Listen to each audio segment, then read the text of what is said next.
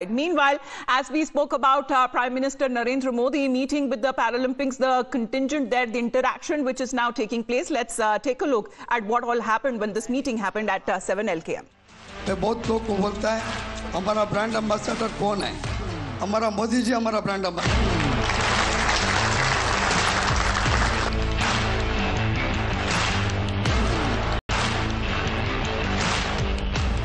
तो कैप पहनाना चाहोगे? तो मैं यहाँ बैठता हूँ, तुम पहनाओ।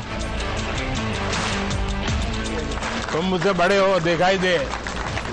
इस बार जिनकी रील सबसे ज्यादा पॉपुलर हुई, वहां तो तुमने दिन निकाल दिए। अब घर में क्या होगा तेरा?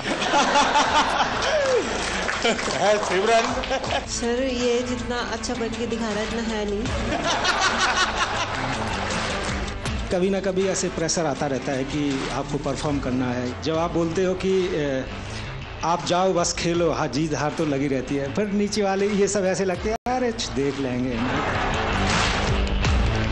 जब टोक्यो में गोल्ड लेके आए तो आपने प्रॉमिस लिया था कि ऐसे ऐसे 2 गोल्ड और चाहिए मेरे को। तो ये दूसरा सर आपके लिए।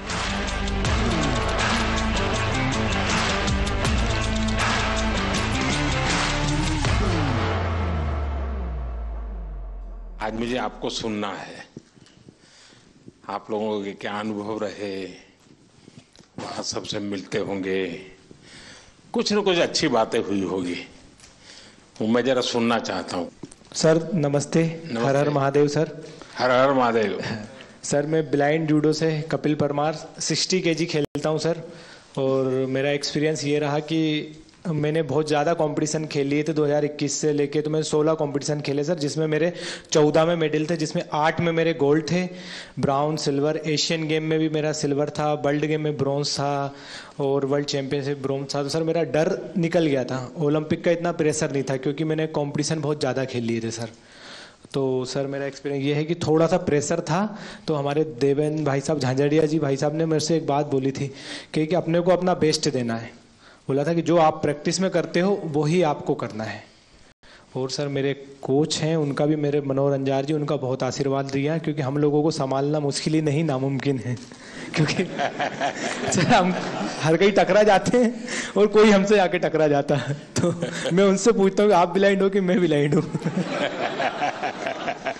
सर बहुत बार ऐसा होता है, तो बस सर के हाथ पकड़ के चलते, हाथ पकड़ के आते हैं, वो थोड़ा बहुत जो दिखता है उसमें अपना काम कर लेते हैं सर। और सर आपका बहुत आशीर्वाद रहा। अच्छा कपिल, उस दिन तुमने मुझे बताया कि स्टेडियम में से कपिल कपिल कपिल इतनी आवाज आ रही थी। जी सर। तो मैं मेरे कोच की सूचनाएं सुन नहीं पा रहा था। वो मैं एक्चुअली एक्सपीरियंस करना चाहता हूँ, कैसे आपके कोच कहाँ है सर?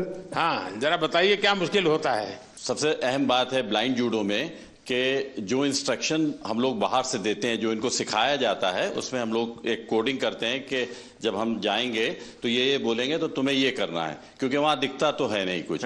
तो उस दिन हमारे 2 मैट एरिया थे। एक मैट पे हमारी बाउट चल रही थी फाइट, और दूसरे पे जो है वो फ्रांस की फाइट चल रही थी। और फ्रांस की फाइट में इतना शोर हो रहा था, करीब 15 से 18 हजार दर्शक वहां थे। तो जिसकी वजह से जब ये सेमीफाइनल खेलने गए तो जो मैं बोल रहा था वो ये नहीं समझ पा रहे थे। और डेफिनेटली क्योंकि सेमीफाइनल का एक प्रेशर था, और जो खिलाड़ी था ईरान का, उससे पहले ये फाइनल में एशियाई खेलों में हारे थे, तो यकीनन उसका भी प्रेशर होगा।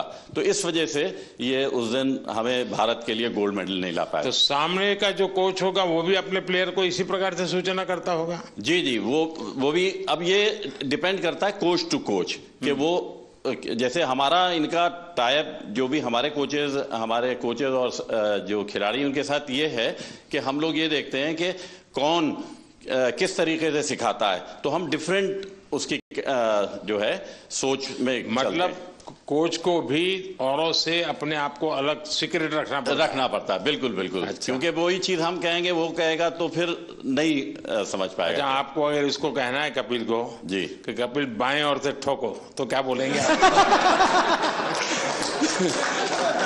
हमारा कहना ये होता है सर। ऐसा ही होता है ना। सर हम बोलते कि हम मार दे, तो मैं सर अटैक तो करता हूँ, कभी खाली चला जाता तो वापस खड़ा हो लेकिन जाता। टेक्निक का नाम बताते हैं, जो पोजीशन आगे पीछे पाँव की दिखती है तो वो टेक्निक का नाम जो इनको सिखाया होता है वो बताते हैं, तो फिर ये वो अप्लाई करते हैं। क्योंकि कहां पर ऑफ बैलेंसिंग हो रही है, आगे हो रही है, पीछे हो रही है, तो वो टेक्निक बताते हैं। तो आप सामने वाले की पोजीशन भी बताते होंगे? जी जी जी बिल्कुल, उसके जो मूवमेंट होते हैं, जैसे उसने आगे किया, वेट उसका आगे जा रहा है तो हम आगे वाली टेक्निक उसको मार सकते हैं। ऐसे ही अगर उसने पीछे वेट किया या पीछे मूव कर रहा है तो पीछे वाली टेक्निक बताते हैं, और जिससे कि हम उसके पॉइंट लेते हैं। आप जब वहां बैठे होते हैं तो आपके भी हाथ पैर हिलते होंगे? बहुत ज्यादा। बस नहीं चलता कि हम लोग भी मैट पे चले जाएं तो कोच। सर ऐसा हो रहा था कि सेमीफाइनल में जो रेफरी थे जो मेरे हाथ पकड़ के ले जा रहे थे, उनके हाथ खुद धूज रहे थे।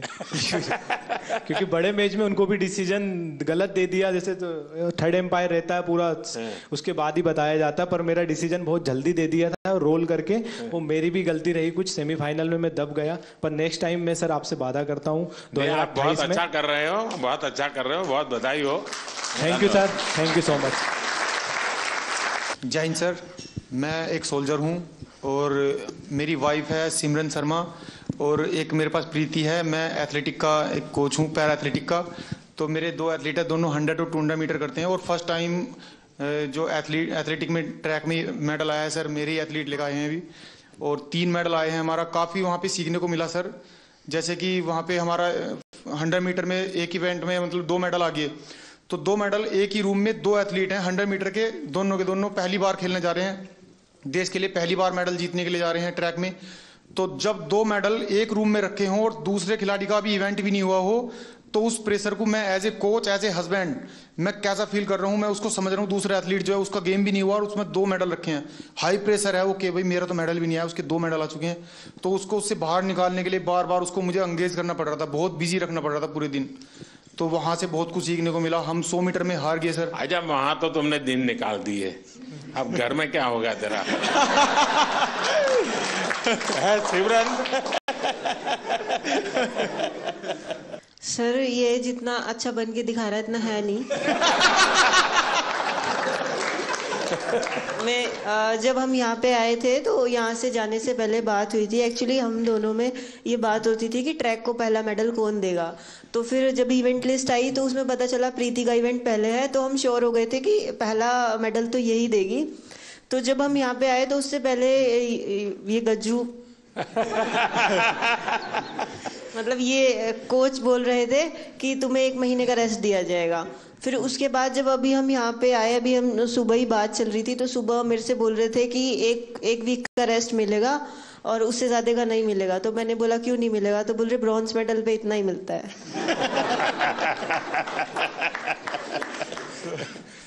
अब तुझे खाना नहीं मिलेगा।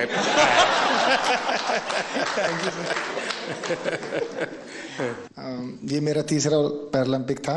मैं पिछले में भी आपसे मिला था, आपने मुझे बहुत मोटिवेट किया था, लेकिन शायद इस बार भी थोड़ी कसर रह गई। मैं रियो पैरालंपिक में भी चौथा था, टोक्यो में भी चौथा था, इस बार पेरिस में भी चौथा हो गया सर। तो ये 4 नंबर मेरे से कुछ ज़्यादा ही प्रेम में है, तो मैं इसी 4 नंबर को शायद मोटिवेशन में लेता हूँ, तो सोचता हूँ कि अगला मेरा चौथा पैरालंपिक होगा।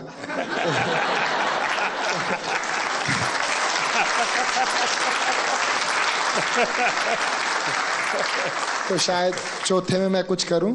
और जैसे कि सर मैं अपने आप को फेलियर तो नहीं कहूँगा, जैसे कि मैं पैरा की हिस्ट्री में, ना कि इंडिया की में, all over the world para की हिस्ट्री में मैं अकेला ही ऐसा एथलीट हूँ जो इतने बड़े इवेंट में इतनी बार ऐसे रहा है।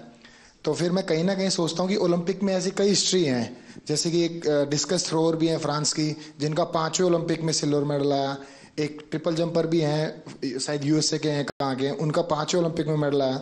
तो शायद मैं फिर अपने आप को ये भी मोटिवेशन देता हूँ कि तू पहला एथलीट पैरा वर्ल्ड में बनेगा जो सबको मोटिवेशन देगा कि भाई जब उसने चौथे में जीता था तो तुम लोग पहले में क्यों हार मान रहे हो। यहाँ कुछ एथलीट्स ऐसे हैं, जैसे कि ये गुड़िया है, ये 4th है, काफ़ी लोग 4th हैं, तो ये निराश हो रहे हैं। तो मैं इसमें भी थोड़ा ठीक फील कर रहा हूँ कि इनके कोचेस ऐसे कह रहे हैं, उसको देख लो। मतलब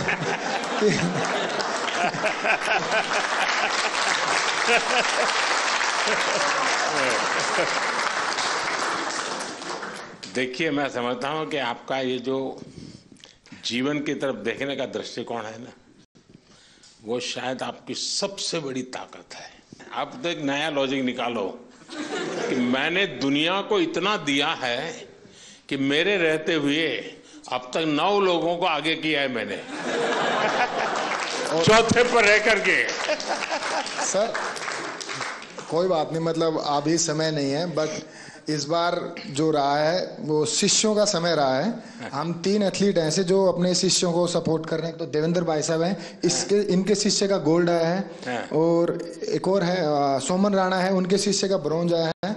और मैं नवदीप का कोच नहीं हूं, बट मैं नवदीप का गुरु हूं। इसको मतलब जेवलिन स्टार्ट से लेके आज तक की जर्नी ऐसे बड़े भाई गुरु के तौर पे रहा है।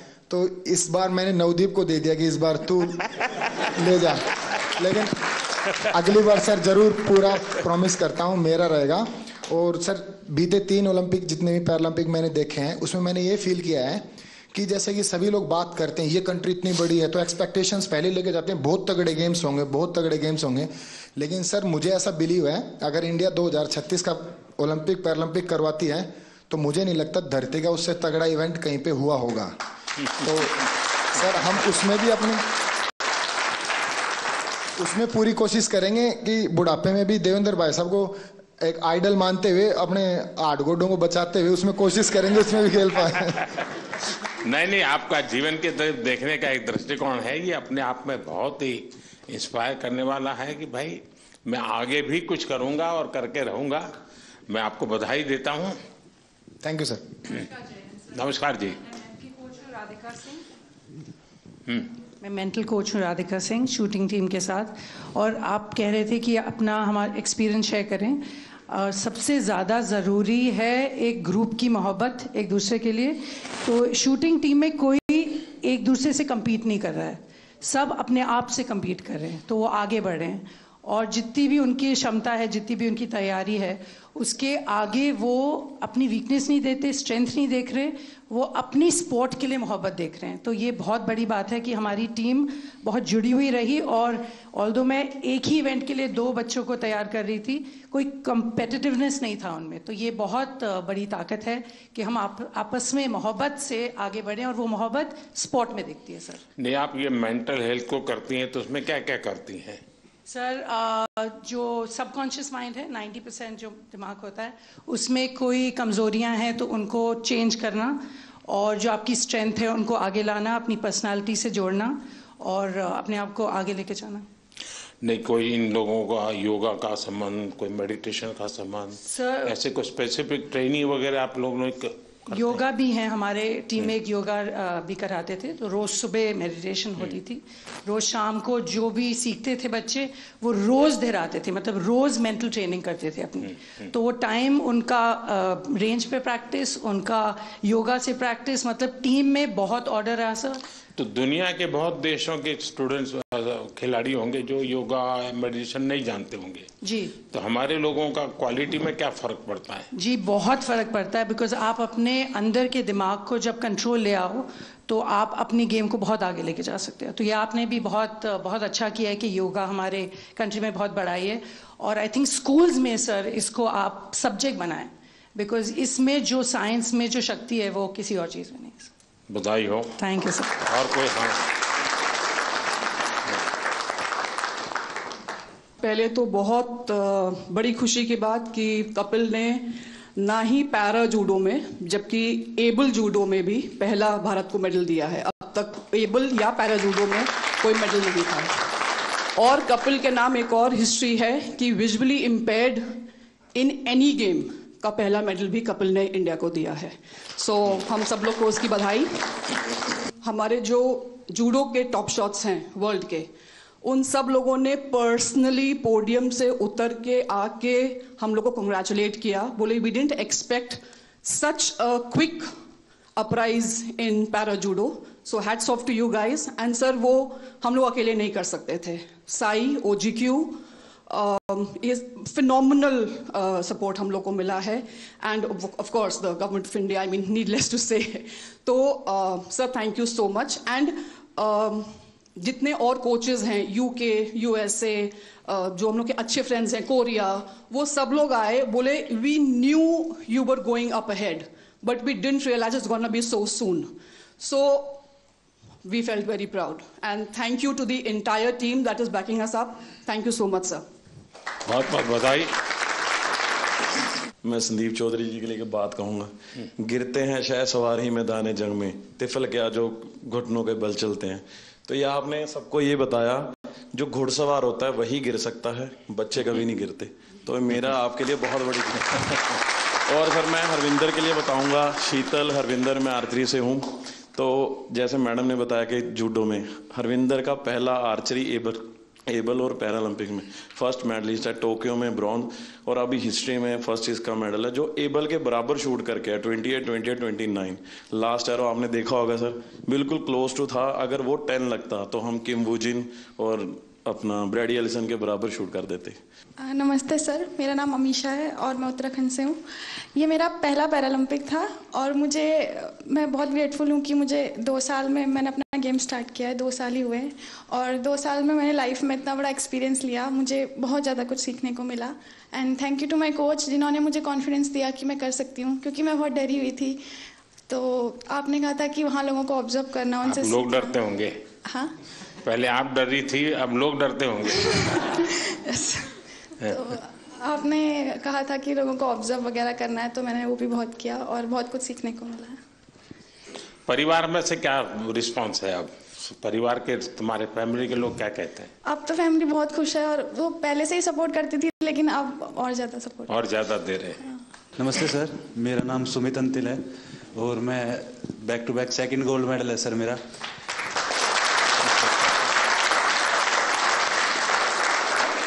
मेरे को अभी भी याद है सर, जब टोक्यो में गोल्ड लेके आए तो आपने प्रॉमिस लिया था कि ऐसे ऐसे 2 गोल्ड और चाहिए मेरे को। तो ये दूसरा सर आपके लिए है, क्योंकि उसके बाद में जैसे जब पैरालंपिक से पहले हम काफ़ी नर्वस थे, क्योंकि मैं आर्टिकल्स पढ़ रहा था कि हर तरफ मोस्ट फेवरेट एथलीट जो गोल्ड मेडल को डिफेंड करेगा, तो कुछ नाम आ रहे थे सर, उसमें मेरा भी नाम था।